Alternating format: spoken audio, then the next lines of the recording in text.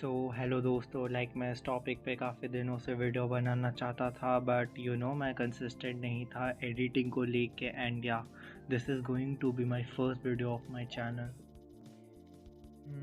आज का जो टॉपिक है वो काफ़ी ज़्यादा ट्रेंडिंग और कंट्रोवर्शियल है, जो इंस्टाग्राम पे काफ़ी पॉपुलर हो रखा है। इसमें कुछ फीमेल से ये पूछा गया है बेसिकली, वो अकेले फॉरेस्ट में किससे इनकाउंटर होना पसंद करेंगी। उनके पास दो ही ऑप्शन है, एक बेयर और अ रैंडम मैन।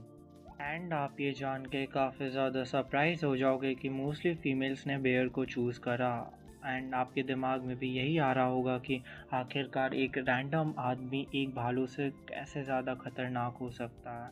उससे पहले मैं आपको एक्सप्लेन करूँ, आप ये वीडियो देखो। Would you rather be stuck in a forest with a man or a bear? Man is scary. With the Wow. What I've heard about bears, they don't always attack you, right? Unless you like f with them. So maybe a bear. Depends what man, but probably a bear. Damn. 100% a bear, which is like terrifying to say, but Definitely a bear. Some men are very scary out there. a bear.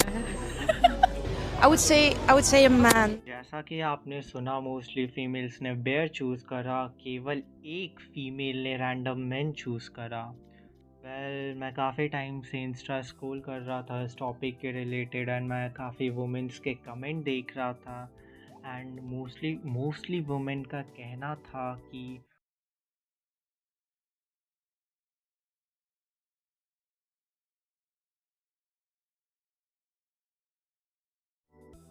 तो जैसा कि आप लोग ने देखा, mostly females ने इसलिए भालू को चूज़ करा क्योंकि उन्हें लगता है कि भालू उन्हें मारेगा, क्योंकि वो एक इंसान है। इसलिए नहीं मारेगा क्योंकि वो एक वुमेन है। मतलब कि उनके कहने का मतलब है कि भालू, उन्हें पता है कि भालू सबसे ज़्यादा डेंजरस है एंड वो काफ़ी ब्रूटली मारेगा, बट वो एक्चुअली मेंस के हाथों रेप विक्टिम नहीं बनना चाहती है। मतलब एटलीस्ट जो भालू होगा वो उनका रेप नहीं करेगा, उनके बॉडी को यूज़ नहीं करेगा, उसे मारने के बाद छोड़ देगा। But are man really that worse than a bear? Well, India में मोस्टली क्राइम्स मेल्स लोग ज़्यादा कमिट करते हैं, और तो और विक्टिम्स भी सबसे ज़्यादा मेल्स ही हैं।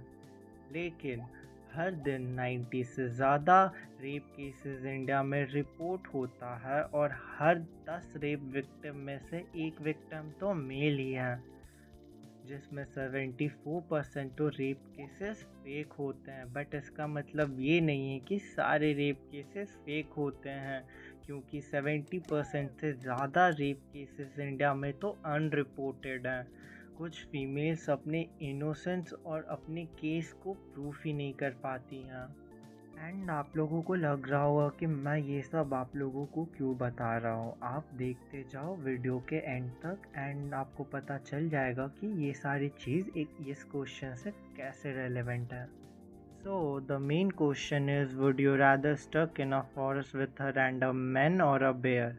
मेल्स के लिए क्वेश्चन है, would you rather want your daughter to stuck in a forest with a random man or a bear? And इसका आंसर आप मुझे खुद दोगे थोड़ी देर में। इंडिया की टोटल पॉपुलेशन 140 करोड़ से भी ज़्यादा है, जिसमें से 70 करोड़ तो मेल्स की पॉपुलेशन है और रेस्ट फीमेल्स की।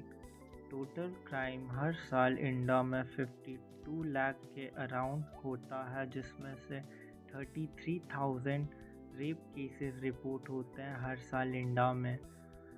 रेप होने का मेजर फैक्टर है पेट्रियार्कल सोच, जो कि वुमेन पे अपना डोमिनेंस और कंट्रोल पाना चाहता है। और मोस्टली जो रेप होते हैं इन्हीं रीज़न से होते हैं, ना कि कोई सेक्सुअल डिज़ायर से।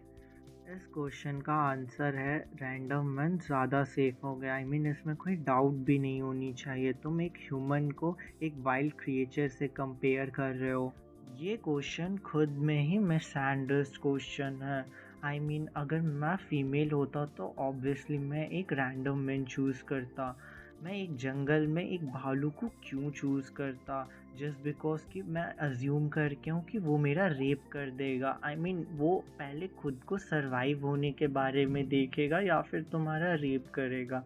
एक अकेले जंगल में जब तुम कोई दूसरे पर्सन को देखते हो ना, तो कॉन्फिडेंस आती है कि सर्वाइवल चांसेस बढ़ जाएंगे। एंड अगर मान भी लो वो कोई रेपिस्ट या फिर कोई किलर या कोई डेंजरस पर्सन निकला भी, तो लाइक 1v1 में मेरे चांसेस बनते हैं कि मैं उसे बीट कर सकूं। बट भालू में तुम्हारे क्या चांसेस बनते हैं? लाइक तुम अगर तुम सांस रोक के ज़मीन पे भी लेट जाओगे ना, जब ये बस कहने की अगर एक्चुअल भालू होगा ना, ज़मीन पे अगर तुम ऐसे सांस रोक के लेट भी जाओगे, वो तुम्हारे बगल में रहेगा ना, तो तुम्हारी फट के चार हो जाएगी। और तो एवरेज मैन की जो हाइट होती है इंडिया में वो 5'4" होती है और फीमेल्स की 5 फीट होती है। तो मुझे बताओ तुम लोग 1v1 नहीं कर पाओगे क्या? अगर वो मान लो कोई ख़राब पर्सन निकला तो मेरा आप लोग से क्वेश्चन है कि मान लो आपको 2 फ्रूट्स खाने हैं जो कि मैंडेटरी है खाना, एंड एक मेलन है और दूसरा 10 एप्पल्स हैं। मेलन जो है वो पूरा पॉइजनस है एंड एप्पल्स में सिर्फ 5 एप्पल पॉइजनस है और 5 एप्पल सेफ है। तो आप क्या चूज़ करोगे? मेलन खाना चूज़ करोगे और या फिर एप्पल्स खाना चूज़ करोगे? ये क्वेश्चन खुद में काफ़ी मिसहैंडल्ड क्वेश्चन है। जैसा कि मैंने पहले बोला, लाइक अगर कोई रैंडम बेयर चूज़ भी कर रहा है ना, तो वो बस मिसहैंडल्ड छपरी है और मैं क्या ही बोलूँ उन्हें, मैं उनकी बातों को सीरियसली भी नहीं लेता। एंड ये क्वेश्चन मैंने काफ़ी फीमेल से पूछा था, तो मोस्टली जिन्होंने मेन चूज़ करा था ना, वो मोस्टली 20 अबव की एज की थी, एंड जिन्होंने बेयर चूज़ करा था वो मोस्टली 20 बिलो की एज की थी। एंड 20 अबव में भी जिसने बेयर चूज़ करा था वो मोस्टली जॉबलेस फीमेल्स थी। मैंने टोटल 20 या 25 गर्ल से पूछा था एंड उसके बेसिस पे मैं ये बोल रहा हूँ। एंड बाकी ये जो इंस्टाग्राम में ट्रेंड चल रहा है मिसोजिनस मिसैंड्रिस्ट का, ये काफ़ी छपरी लगता है मुझे। एंड टू बी ऑनेस्ट, तुम दोनों भाड़ में जाओ। Men are superior, women are superior, ऐसा कुछ नहीं होता। वो बस एक पर्सन के सिचुएशन पे डिपेंड करता है। ये ऐसे जेंडर के लिए कैटेगराइज मत करो कि मेन को ज़्यादा सहना पड़ता है, वुमेन को ज़्यादा सहना पड़ता है। ये जस्ट पर्सन के सिचुएशन पे डिपेंड करता है। एंड या this is my first video, so मेरी एडिटिंग और वॉइस ओवर उतनी कुछ खास नहीं है, बट मैं कहना क्या चाहता हूँ आप लोग समझ गए होंगे। और सो ख्याल रखो अपना। तो आज के लिए बस इतना ही। すいません篠原さんの下っ端の鈴谷十三です